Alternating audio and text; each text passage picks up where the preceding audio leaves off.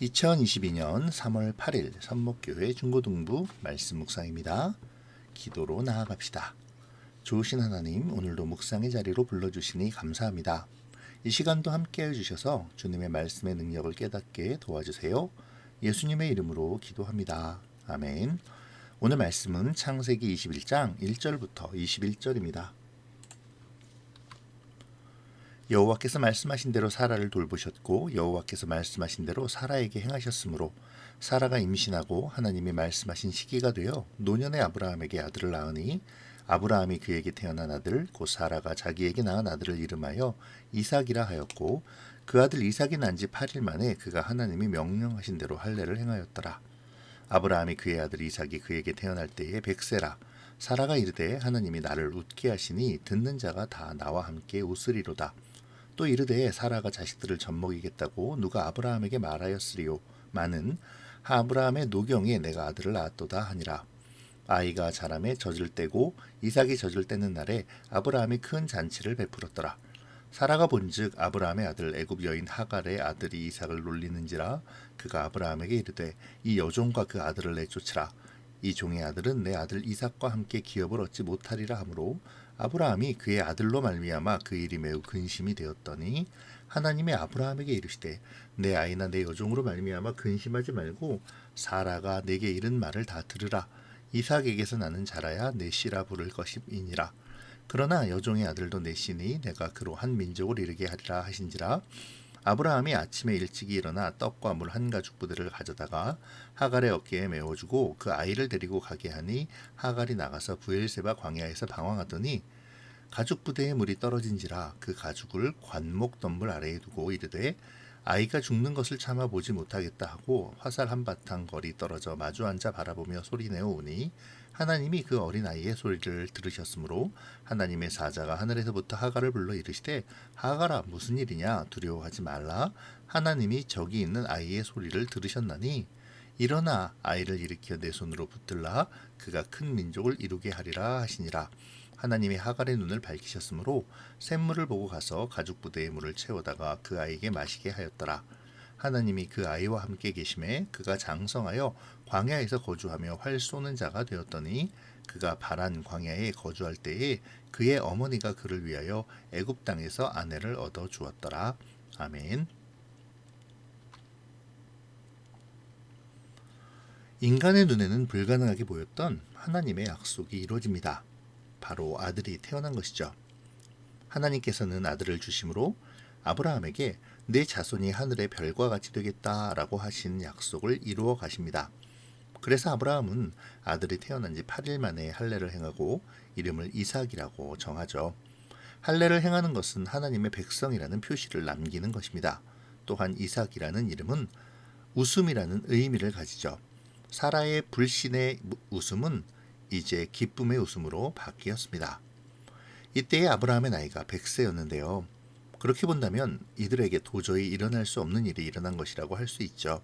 바로 하나님의 능력이 나타난 것입니다. 하나님은 인간의 약함을 이용하여 자신의 일을 이루시죠. 사람이 도저히 할 수 없을 때에 하나님은 일하십니다. 그렇게 하나님은 자신의 하나님 되심을 증명해 주시죠. 중요한 것은 그 점을 내가 신뢰하고 따르느냐 하는 것 뿐입니다. 세월이 흘러 이삭이 젖을 뗄 때가 되었습니다. 이를 기념하여 아브라함은 잔치를 벌이는데요. 이때 아브라함이 하나님의 약속을 기다리지 못하고 여종 하갈을 취하여 낳은 아들인 이스마엘이 이 어린 이삭을 희롱하죠. 약속의 자녀가 불순종의 자녀에게 희롱과 멸시를 당하는 것인데요. 이는 앞으로의 이스라엘의 운명을 거쳐 훗날 예수님의 고난을 상징하는 것이기도 합니다. 하지만 그 모습을 아브라함의 부인이자 이삭의 어머니 사라가 보게 되죠. 사라는 여종 하갈과 이스마엘을 쫓아낼 것을 아브라함에게 요구합니다. 그리고 이 요구는 아브라함에게 고민과 아픔이 되죠. 왜냐하면 쫓겨남을 당할 이스마엘 역시 아브라함의 아들이니까요. 결국 하나님의 약속을 기다리지 못한 아브라함에게 이스마엘은 아픔이 될 수밖에 없었습니다. 아브라함에게 있어서는 이삭만큼이나 귀한 아들이었을 테니까요. 하지만 아픈 결단이라도 하나님의 뜻이라면 따라야 하죠. 인간적인 방법으로 얻은 이스마엘은 더 이상 약속의 자녀와 함께 할 수 없습니다. 하나님의 구속 역사를 이룰 대상은 육신의 자녀가 아니라 약속으로 얻은 약속의 자녀여야 하기 때문이죠. 그러므로 이스마엘은 이제 공동체를 떠나야 합니다. 아브라함은 아프고 슬프지만 그럼에도 그 일을 진행해야 하죠. 이것이 믿음의 결단입니다. 아픔과 슬픔이 있다 하더라도 나의 믿음의 성장과 하나님과 함께하는 삶을 방해하는 요소는 그것이 무엇이든지 끊어내야 하는 것이죠. 그렇다면 쫓겨난 이스마엘은 어떻게 되는 것일까요? 하나님은 이스마엘을 버려두시지 않으십니다. 비록 인간적인 방법으로 태어난 육신의 자녀이지만 그럼에도 하나님은 아브라함에게 하신 그 약속을 이스마엘에게도 적용해 주시죠. 이스마엘을 통해서도 큰 민족을 이루게 하실 것이라고 다시 약속해 주십니다. 물이 없어 꺼져가는 생명을 지키시고 또 보호하시며 채워주시죠. 만약 이스마엘이 비록 아브라함의 공동체에서는 떠났다 하더라도 하나님을 경외하며 온전히 섬기는 삶을 살았다면 이스마엘 역시 하나님의 은혜 안에 거할 수 있었을 것입니다. 하지만 안타깝게도 이스마엘은 옛날 하나님을 불순종하던 자들의 모습을 그대로 따름으로 하나님과 또한 하나님의 백성들과 대적하고 대대로 그의 후손들도 하나님의 백성인 이스라엘과 대적하는 민족이 되고 말았죠.